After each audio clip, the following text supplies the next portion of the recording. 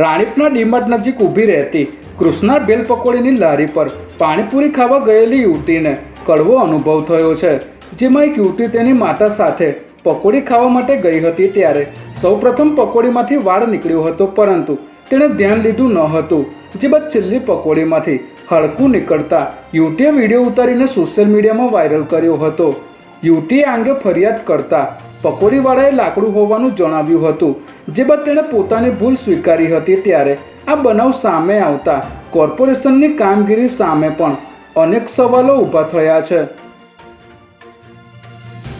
અમદાવાદના માણેકચોક અને ગીતા મંદિર વિસ્તારમાં જ્વેલર્સની દુકાનમાં ગ્રાહક બનીને નજર ચૂકવી સોનાના દાગીનાની ચોરી કરનાર મૂળ પોરબંદરની મહિલાને ખાડિયા પોલીસે ઝડપી લીધી છે। આરોપી મહિલાએ માણેકચોકમાં આવેલ માયસા નામના જ્વેલર્સમાંથી 4 જોડી સોનાની બંગડીઓની ચોરી કરી હતી।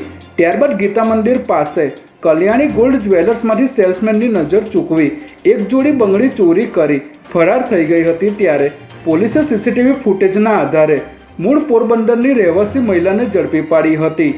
આરોપી મહિલાના પુત્રની સ્કૂલની ફી ભરવાની હોવાથી તેણે ચોરી કરી હોવાનું કબૂલ્યું હતું। દાણીલીમડા પોલીસે નળવાડી ચાલી પાસે ગેરકાયદેસર ગાંજાનું વેચાણ કરી રહેલા આરોપીને 11 કિલો ગાંજા સાથે દબોચી લીધો છે।